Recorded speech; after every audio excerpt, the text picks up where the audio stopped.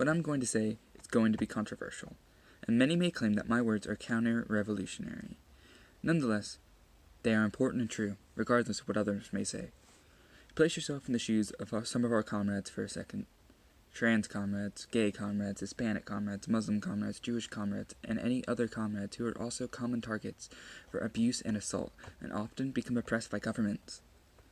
The support for these comrades is obvious and unwavering, of course, but our verbal support alone is not enough. All of these comrades will be safe when the revolution begins, but as much as we wish for the revolution to be at hand, it is very much a long ways away. While that's a difficult and irritating thing to admit, it is true. This means that those who would be protected by the revolution are still under threat of being victims of attack and discrimination from governments. Already, areas of the world have begun to roll back protections for those in the LGBT community, and attacks against ethnic minorities go occasionally unpunished. The revolution is the best way to ensure that those who are oppressed and attacked will no longer be so. But what can we do now while we build up for the revolution?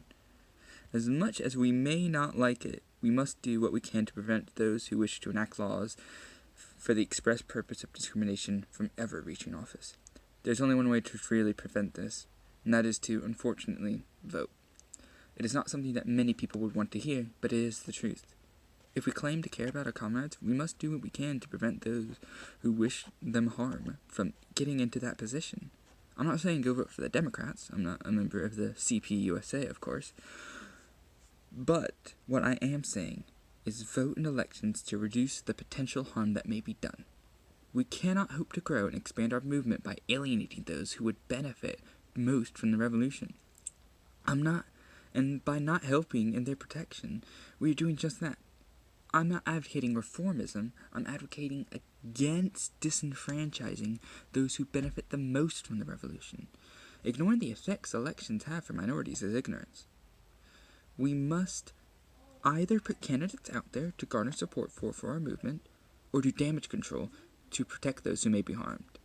If there's not a candidate that supports our views, that's on us, that's our fault, and we must deal with the current elections and do what we can to protect them, as well as plan for the future to further enfranchise more people into our movement and build our political power in our nations. With this, we can build and expand on our political base, and then, once that is secure, we can develop a more armed section of parties to achieve our goals fully. But until this is the case, we must do what we can to help those we come to support online and with words. So, with all that said, vote.